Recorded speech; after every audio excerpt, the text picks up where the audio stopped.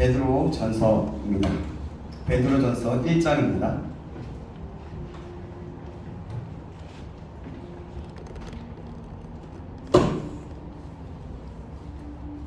베드로 전서 1장 13절에서 17절까지 말씀입니다.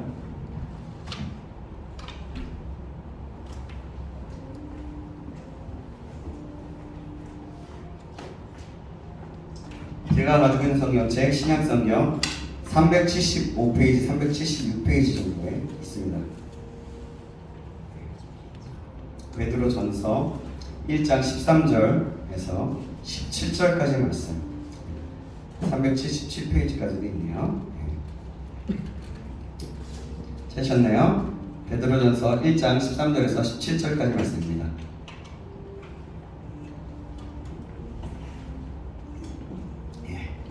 제가 한 구절, 여러분이 한 구절 교독합니다. 그러므로 너희 마음의 허리를 동이고 근신하여 예수 그리스도께서 나타나실 때에 너희에게 가져다 주실 은혜를 온전히 바랄지어다. 너희가 순종하는 자식처럼 전에 알지 못할 때에 다른 너희 사역을 본받지 말고 오직 너희를 부르신 거룩한 이처럼 너희도 모든 행실에 거룩한 자가 되라. 기록되었을 때 내가 거룩하니 너희도 거룩할지어다 하셨느니라. 함께 읽겠습니다. 외모로 보시지 않고 각 사람의 행위대로 심판하시는 이를 너희가 아버지라 부른즉 너희가 나그네로 있을 때를 두려움으로 지내라. 아멘. 아멘. 오늘은 쫓기는 인생인가 부름받은 인생인가 라는 제목으로 하나님 말씀 받겠습니다. 뭐라고요? 쫓기는 인생, 부름받은 인생. 아까 우리 예배 시작할 때 인사 나누셨지만 우리 좌우옆사람, 앞뒤사람과 인사 나눴습니다. 사랑합니다. 사랑합니다. 네. 자, 우리 오전에는 당신은 꽃보다 아름답습니다 라고 했잖아요. 네. 오늘은 우리는 이렇게 해볼까요? 아름다움이 제라면 당신은 사형감입니다. 시작! 아름다움이 제라면 당신은 사형감입니다. 사형감이시네. 너무 사형감이시다 다들. 네, 정말 그만큼 아름다우시고 주님 안에서 참 아름다우시고 주님 안에서뿐만이 아니더라도 우리 참 여러분들의 모습을 하나하나 보면 참 아름답고 멋지신 것 같아요. 그래서 참 여러분과 함께 있을 때마다 기쁘고 더 좋은 것 같습니다. 자, 그래요. 여러분 베드로는 누구죠? 예수님의 제자 베드로. 뭐라고 얘기하죠 베드로를? 네, 수제자라고 얘기합니다. 그 베드로는 이렇게 베드로가 편지를 보내는 내용이에요. 베드로 전서는 당시 로마가 주는 그 굉장히 무서운 핍박이 있었거든요. 그 핍박 속에 죽음을 언제 당할지 모르는 성도들에게 주어진 말씀입니다. 그 편지를 쓴 거예요. 베드로 사도는 하나님을 섬겨도 성도에게 고난이 오고 핍박이 오는데 이 모든 것을 예수님을 바라보는 산소망으로 이기고 기쁨으로 이기며 또한 우리가 서로 카톡이나 문자, 핸드폰 또 SNS를 통해서 소통하면서 관계를 이어나가듯이 예수님과 날마다 기도와 말씀으로 커뮤니케이션, 소통하면서 사랑으로 이기라고 12절까지 권면하고 있어요. 그런데 문제는요, 당시 핍박을 당하고 있는 그 크리스천들은 상당한 오해를 받고 있었어요. 여러분, 우리가 성찬 예식을 하지 않습니까? 그죠? 이 성찬식을 당시의 세상 사람들은 주님의 살과 피를 먹고 마시라 라고 하니까, 그러니까 이걸 가지고 오해를 해서 기독교인들이 사람을 잡아먹어서 피를 먹고 살 먹는 그런 식인종으로 여기는 사람들이 당시에 꽤 있었다는 거예요. 굉장히 많이 있었다는 거죠. 그래서 크리스천들은 잡아서 때리고 죽여도 괜찮다 이런 생각이 팽배해 있었어요. 굉장히 큰 오해죠. 그죠? 마치 이런 겁니다. 여행에서 만난 외국인들에게 한국인을 아냐고 물어보면 예전에 이랬던 거예요. 사실 예전에는 이렇게 얘기했대요. 사람들이 대부분의 사람들이 한국이 어디에 붙어있는지도 잘 모르면서 한국에 대해서 외국인들이 한 가지 알고 있는 게 있다고 합니다. 그게 뭘까요? 뭔지 아세요 혹시? 네. 개고기 먹는 나라. 예. 고로 보니까 야만국가. 한국인은 개고기, 한국인은 이꼴 개고기 이런 형식으로 생각하고 있었대요. 지금은 개고기를 판매하는 것이 금지가 되었죠, 그죠? 그리고 요즘에는 손흥민과 같은 축구 선수의 나라, 그리고 반도체로 유명한 나라, 삼성, LG 등이 있는 나라고. 그러면서 아무리 밤에 나가도 치안이 잘 된 나라. 그래서 여자들이 아무리 어떤 옷을 입고 밤에 나가도 전혀 문제가 되지 않는 나라라고 얘기하기도 합니다. 그래요. 그러나 예전에는 개고기를 먹는 나라라고 생각하는 경우가 많았다라고 해요. 마찬가지로 당시 로마인들에게 있어서 기독교인들은 사람을 피를 먹고 사람의 살을 먹는 식인종과 같은 부도덕하고 비윤리적인 사람들, 이 정도로 여겼다는 거예요. 오늘날도 마찬가지죠. 교회를 다닌다 하면 많은 사람들이 교회에 다니는 인간들은 자기밖에 모른다, 교회에 다니는 사람들이 오히려 더하다라고 이런 오해를 하는 경우가 많이 있습니다. 그만큼 이렇게 욕을 얻어먹는 이유는 실제적으로 더하기 때문이기도 하고, 또 자기밖에 모르는 기독교인들이 많이 있기 때문입니다. 사실 우리는 이 얘기를 들을 때 우리 자신 붕괴할 게 아니고 우리 자신을 돌아보고, 오히려 내가 하나님의 말씀 앞에 살고 있는지, 또 크리스천보다 그냥 다른 사람들보다 자기밖에 모르고 오히려 다른 그냥 교회에 다니지 않는 사람들보다 더하고 있지는 않는지라고 한번 생각해 볼 필요가 있습니다. 그만큼 우리 기독교가 많이 무너지고 많이 연약해진 거예요. 이런 상황 가운데서 당시 성도들에게 베드로 사도는 어떻게 살라고 권면하고 있습니까? 오늘 보면 15절 말씀입니다. 15절 말씀 한번 볼까요? 자, 같이 한번 읽어보겠습니다. 시작. 오직 너희를 부르신 거룩한 이처럼 너희도 모든 행실에 거룩한 자가 되라. 아멘. 뭐라고요? 거룩하게 살라는 거예요. 거룩. 여러분, 거룩이 무슨 뜻입니까? 거룩. 티 없이 맑은 거? 네, 그런 뜻도 있을 수 있겠죠? 원어적으로 한번 가봅시다. 어떤 것 같아요? 뭐일 것 같아요? 거룩하다라는 말은 구별되다, 다르다라는 말입니다. 이런 뜻이에요. 즉 세상에 하나님을 모르는 사람들과 구별되게 좀 차원이 다르게 사는 것이 바로 거룩한 삶인 거예요. 근데 세상 사람들과 똑같이 살아간다면 그것은 거룩한 삶이 아닐 수 있다는 겁니다.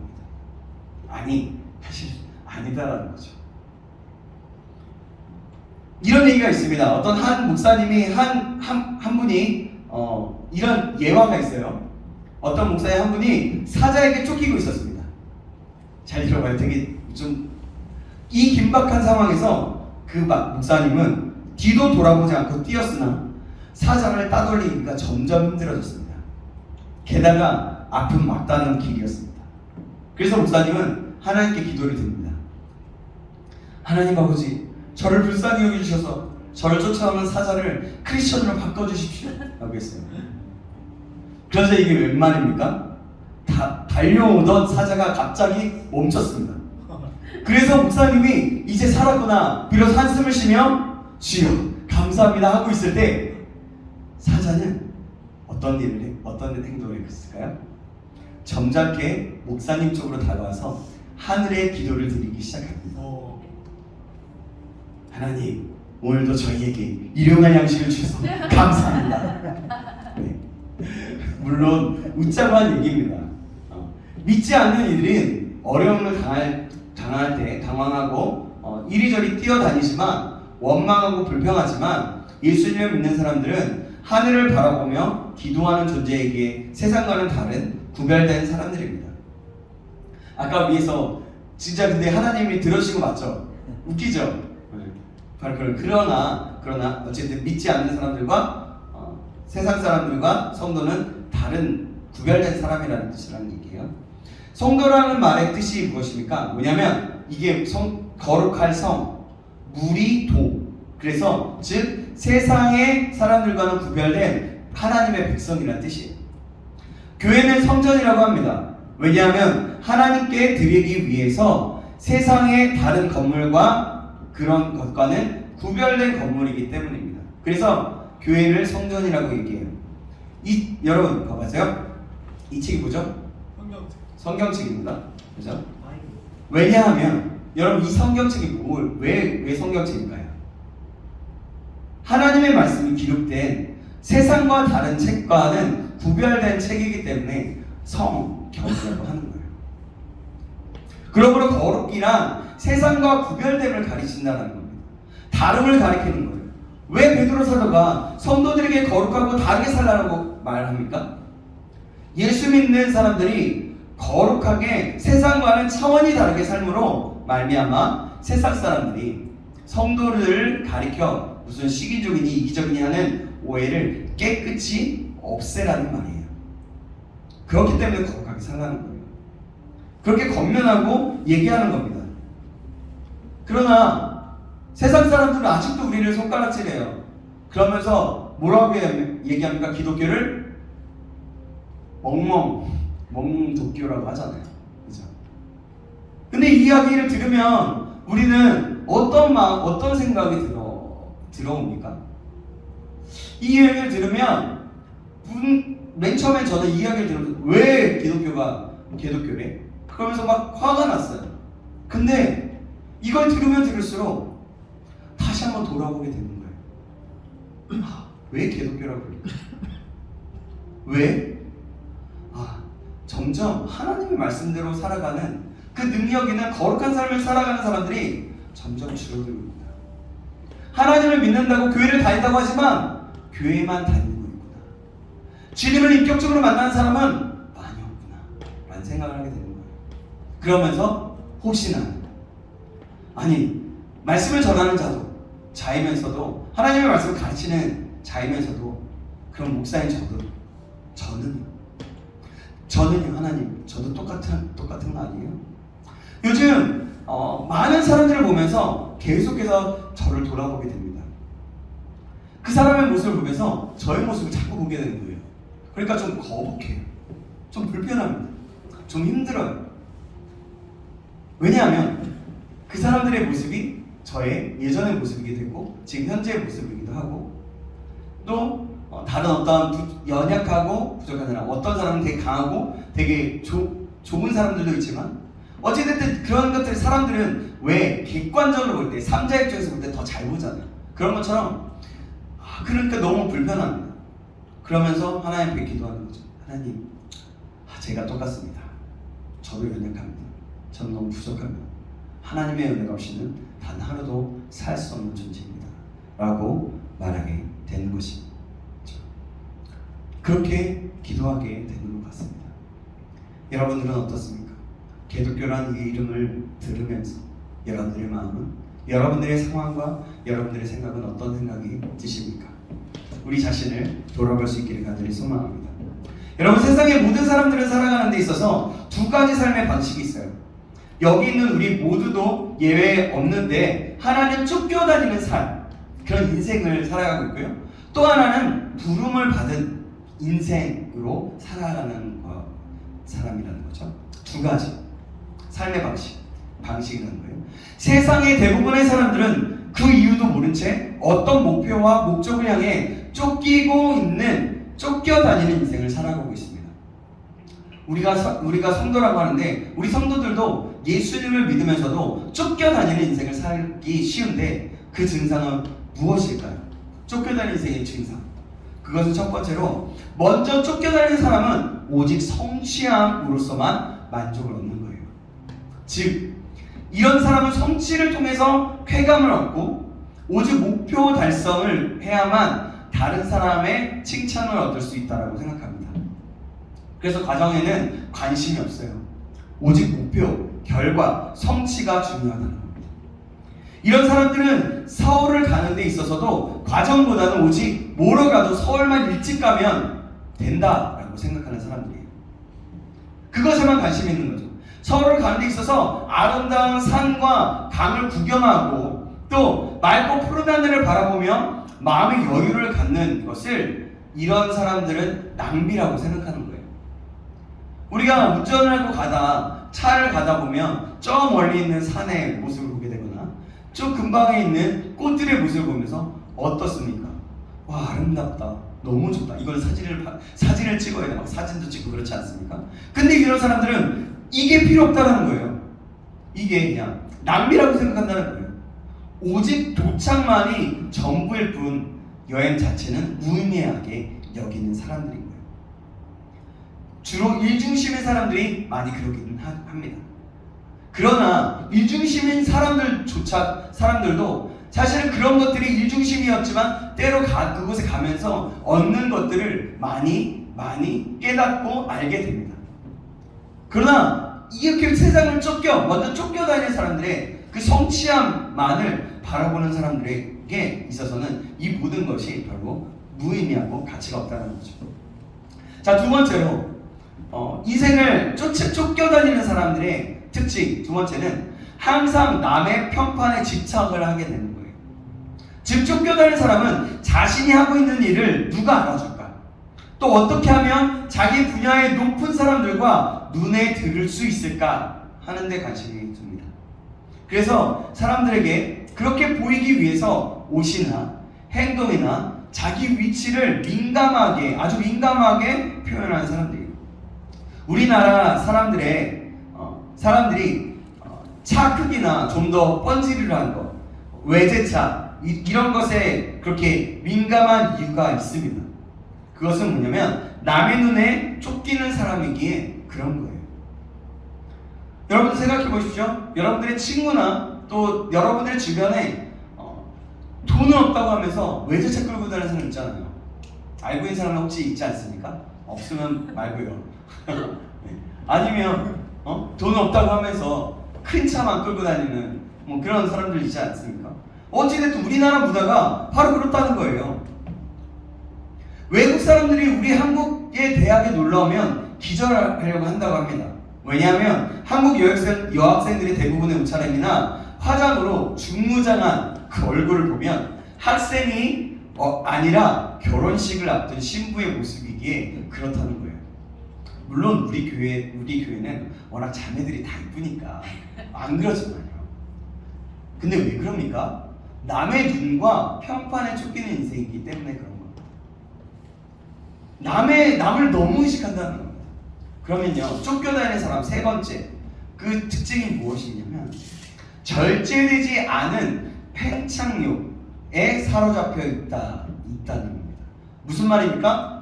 이런 사람들은 자기가 이루어놓은 일에 대해서 전혀 만족감이 없는 거예요. 자기의 성취를 기뻐할 만한 여유가 없습니다.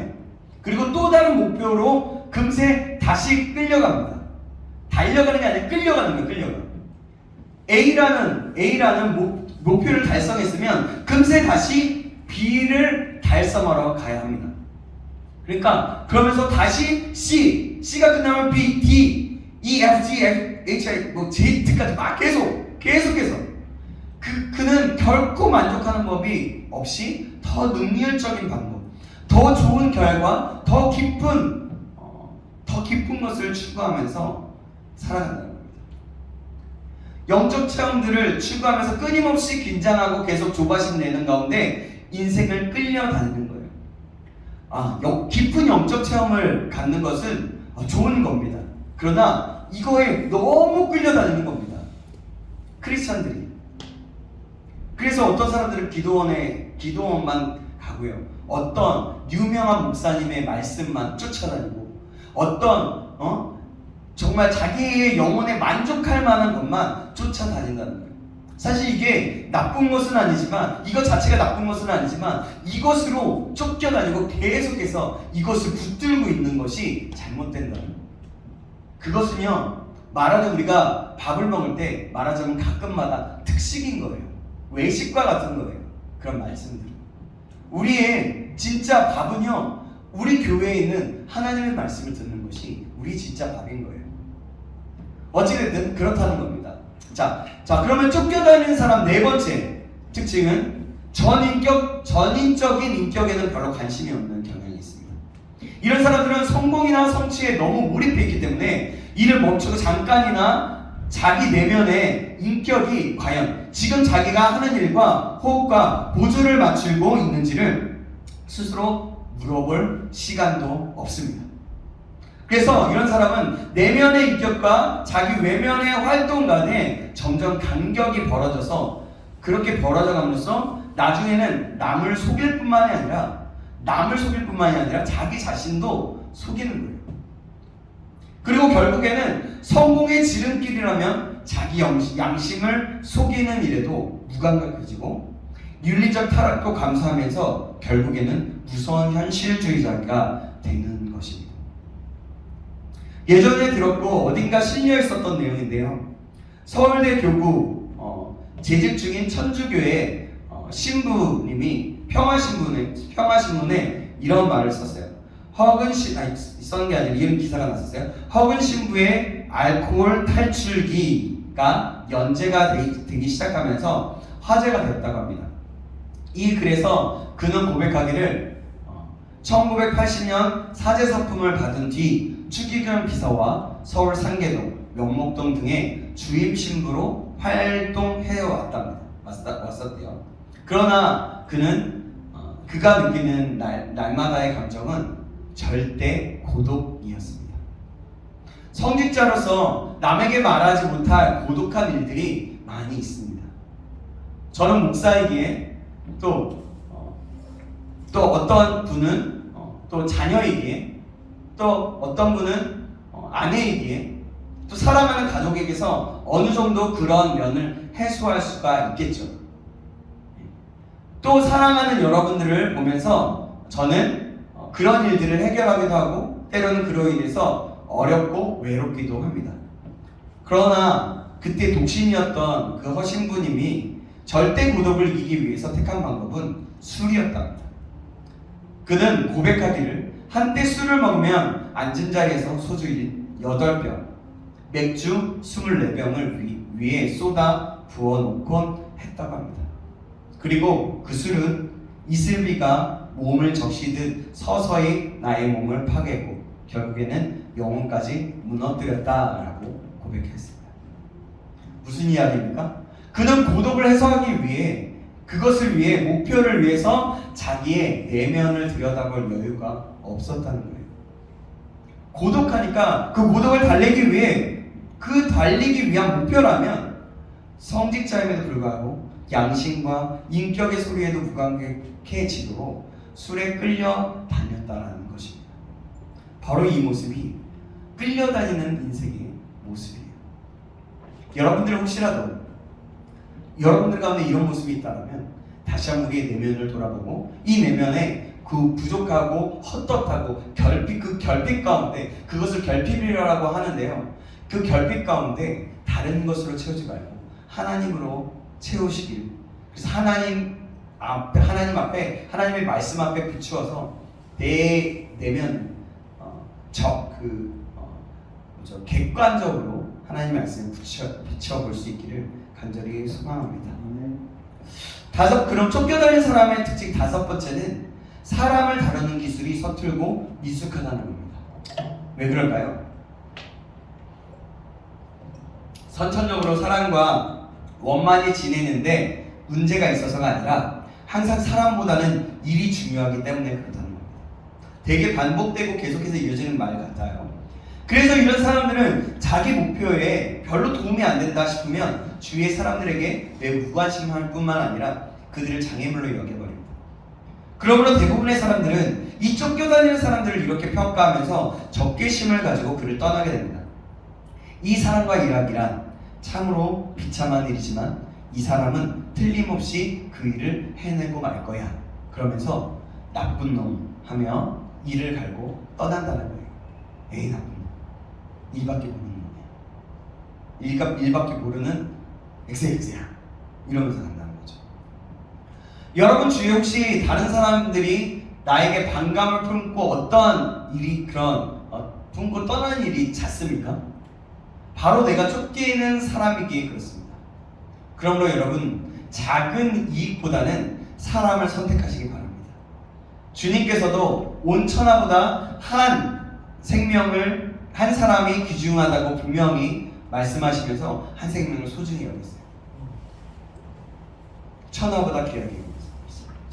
자, 그러면 여섯 번째, 쫓겨다니는 사람은 여섯 번째, 아주 경쟁적인 경향이 있다는 겁니다. 세상의 모든 사람을 자기 라이벌로 보고 자신의 상대방을 꼭 이겨야 하고 유능해 보여야 한다고 생각하는 사람들입니다.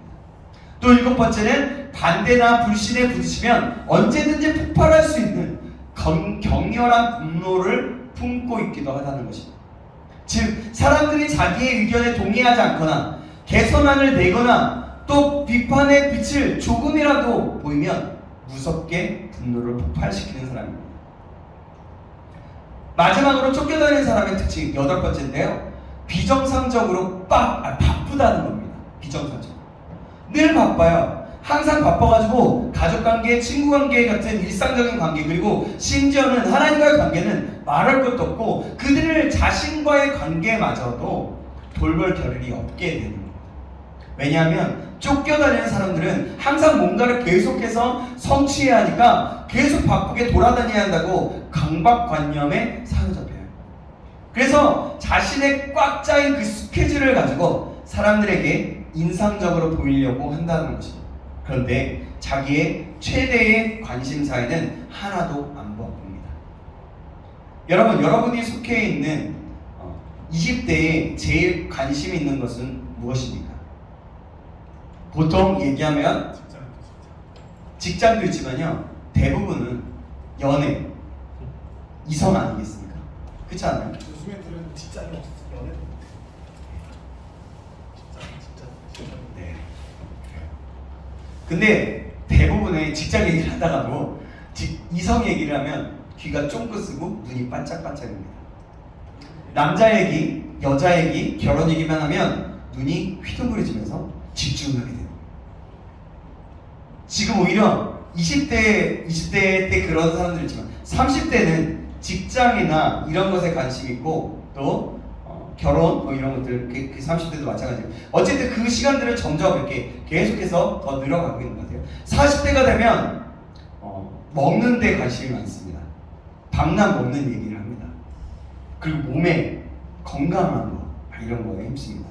어디 가서 뭐 먹을까? 먹기 위해 어떻게 합니까? 목포까지, 여수까지 성지순례를 갑니다. 뭐 등 세발낙지 뭐 얼마나 맛있는지, 어디가 그렇게 맛있대 막 이렇게 합니다. 50대쯤 되면 명예에 대한 관심이 많고 회장, 원장, 뭐 명함이 시끌벅적합니다. 명예에 의해서 움직이는 사람들이 많이 있습니다. 그런데 이런 데는 안 바쁩니다. 그런데 하나님과 뭐냐면 어떤 데 안 바쁘냐면 하나님과의 관계를 비롯해서 자기의 관심사가 아닌 모든 인간관계에는 바빠지는 것. 쫓겨다니는 사람들의 특징인 거예요. 그러니까 하나님과의 관계는 전혀 관심이 없는 거라는 얘기예요. 어쨌든 그렇고 다시 한번 제가 얘기하면 모든 인간관계에는 바빠지고 쫓겨다니는 사람들의 특징이 바로 있는 사람의 특징이라는 겁니다. 정 이해됐어요? 네. 제가 써서 읽으면서도 지금 이게 죄송해요. 이런 사람들의 특징은 무엇입니까? 그토록 집요하게 목표를 향해 모든 것을 희생하면서 뛰니까 외면적으로는 성공한 사람들이 꽤 많이 있다는 거고, 그런데 쫓겨다니는 사람들은 대부분 내부적으로는 모든 것을 다 잃어가고 있습니다. 쫓겨다니는 그들은 위기가 닥치면 와장창 무너지는 인생이 되고 만다는 것입니다. 성경의 대표적인 사람이 있습니다. 이 사람은 이스라엘의 첫 번째 왕이었던 사울입니다. 사울은 젊은 나이에 왕이 되었어요. 그는 뛰어난 외모와 가정 환경을 가졌어요. 그래서 그 환경은 그가 일찍 성공하도록 만들었습니다. 그런데 문제는 사울은 왕이 된 이후로는 그 왕이라는 자리에 쫓기는 인생이 되었습니다. 하나님과의 관계에도 관심이 없습니다.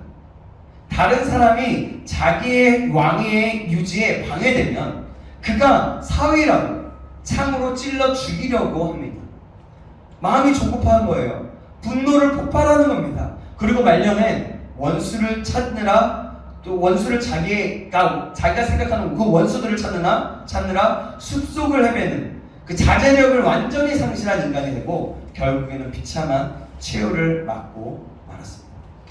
왜입니까? 그는 왕이 되었지만 한 번도 자기의 내면 세계, 자기의 영적인 삶에 관심을 기울이지 않았기 때문입니다.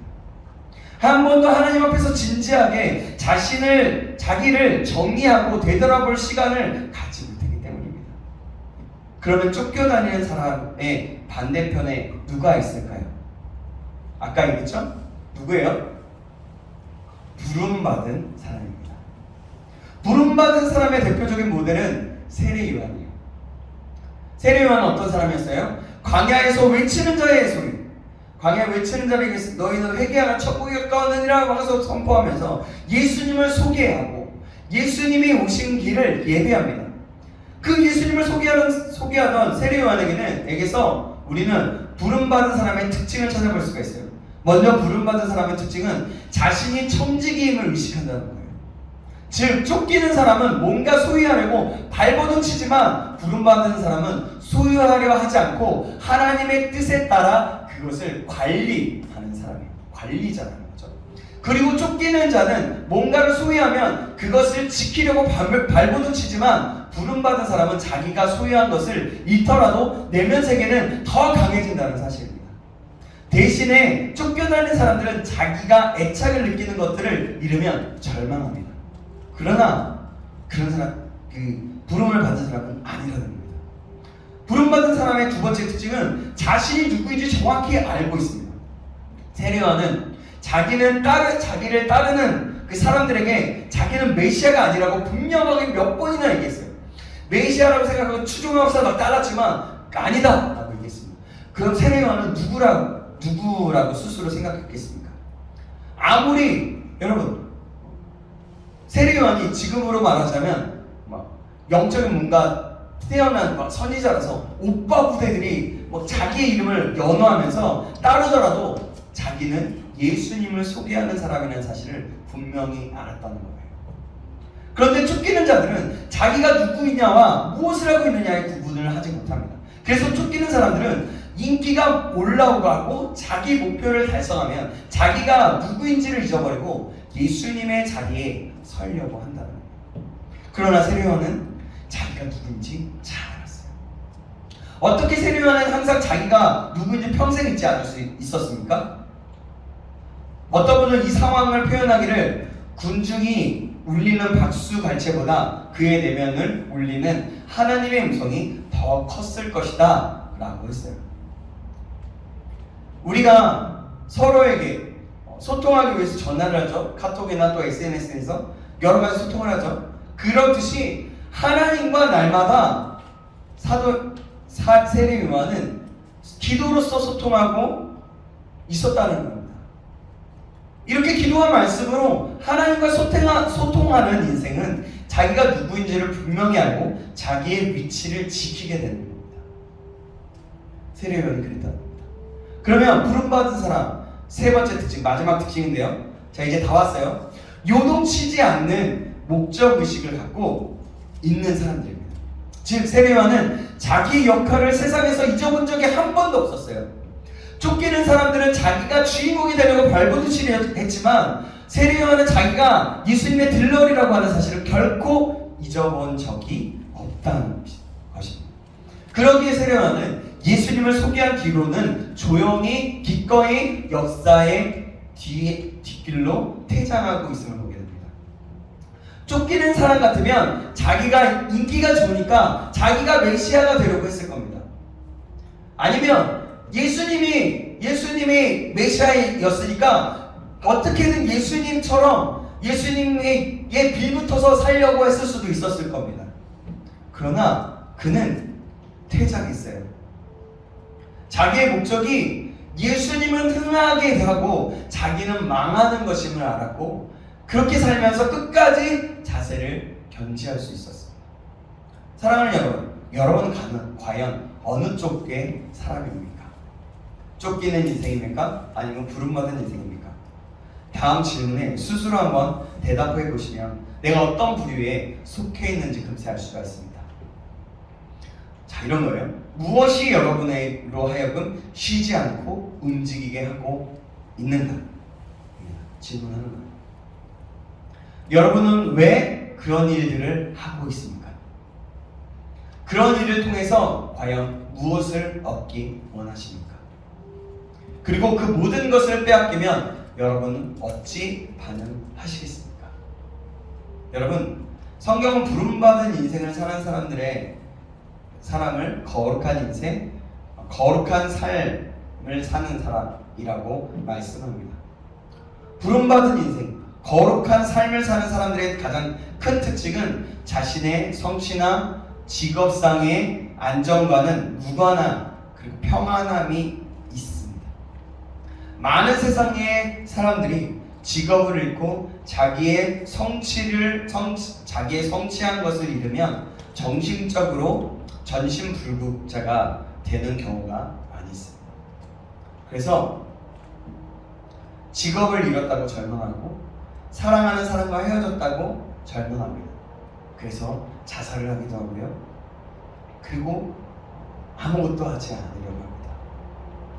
세상을 탓하고 하나님을 탓하고 사람들을 탓합니다. 왜입니까?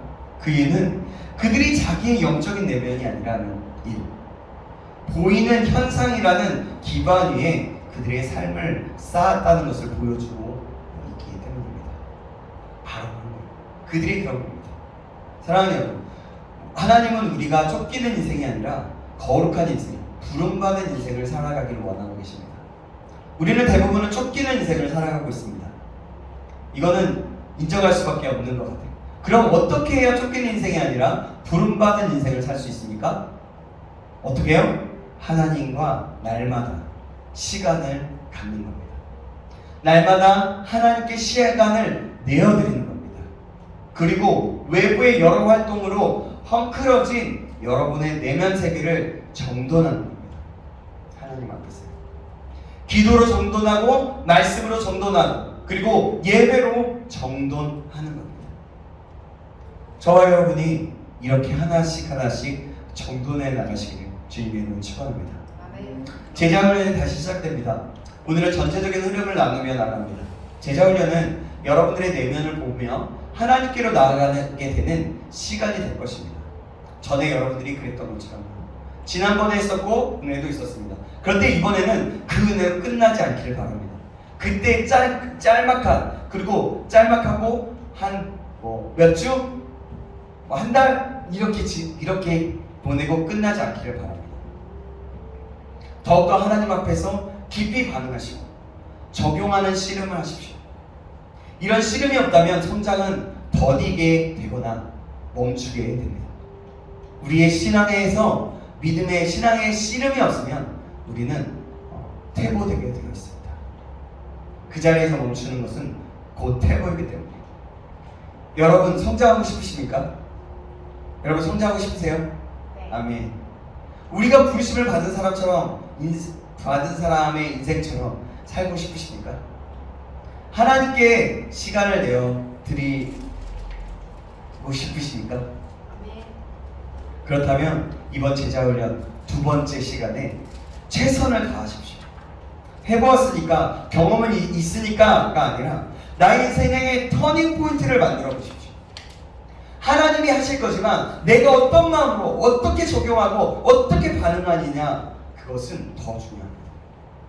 하나님은 이미 우리에게 은혜를 베풀어 주시고 그 가운데 결정해 놓으신 그 분량들이 있을 겁니다. 그러나 그 분량대로 우리가 나아가는 것은 우리의 선택이고 우리의 결정인 겁니다. 그럴 때 하나님은 계속해서 이러십니다. 여러분 그리고 그때의 감격과 적용들을 하고 계신지 예전에 다시 한번 돌아보시면서 잃어버렸던 덜 나이였겠죠? 어쨌든 무조건적으로 온만과 힘을 다해 보십시오. 우리의 인생에 새로운 전환점이 될 것입니다.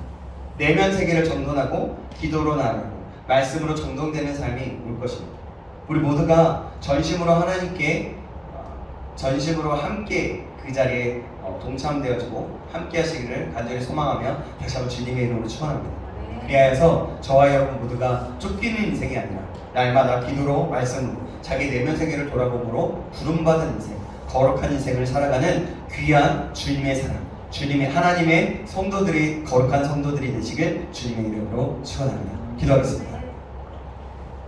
살아계신 하나님 아버지 감사합니다. 오늘 말씀을 통하여 쫓기는 인생의 삶과 부름받은 인생의 삶을 상고해 보았습니다. 솔직히 우리는 쫓기는 인생으로 날마다 힘들게 바쁘고 어렵게 허덕이며 살아있음을 인정하게 됩니다. 그러나 하나님 아버지, 우리가 이제는 쫓기는 인생이 되지 않기를 원합니다. 거룩한 인생, 부름받은 인생처럼 살아가길 원합니다. 저희와 함께하여 주시옵소서. 그러기 위해서 마음을 다하고 최선을 다하고 힘을 다하여 주 하나님 아버지 앞에 시간을 내어드리겠습니다. 그래야 내면 세계가 정돈되어지며 기도와 말씀을 또한 말씀을 통해서 하나님 말씀을 또한 읽어가면서 묵상함으로 찬양과 예배로 우리의 삶이 새롭게 정돈되어지는 역사가 일어나게 하여 주시옵소서. 제자훈련을 통하여 우리의 인생의 새로운 전환점이 되게 하여 주시옵소서. 그리하여 다시 한번 간절히 소망하는 것은 주님의 부름을 받은 거룩한 인생으로 살아가게 하여 주시옵소서. 살아계신 우리 구주 예수 그리스도의 이름으로 기도합니다. 아멘.